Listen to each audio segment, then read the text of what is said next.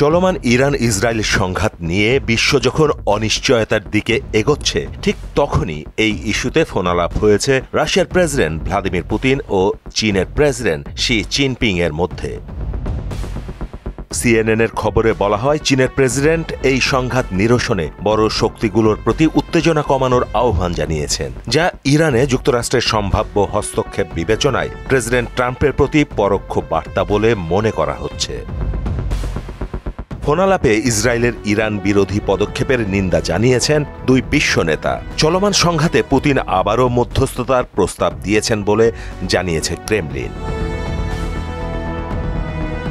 ফোনালাপে যুক্তরাষ্ট্রের নাম উল্লেখ না করে পুতিনকে জিনপিং বলেন, আন্তর্জাতিক সম্প্রদায়, বিশেষ করে যেসব বড় শক্তি সংঘাতরত পক্ষগুলোর ওপর বিশেষ প্রভাব আছে, তাদের উচিত পরিস্থিতি ঠান্ডা করার উদ্যোগ নেওয়া, আগুনে ঘি ঢালা নয়। চলমান উত্তেজনা কমানোর জন্য বিশেষভাবে ইসরায়েলের প্রতি আহ্বান জানিয়েছেন জিনপিং।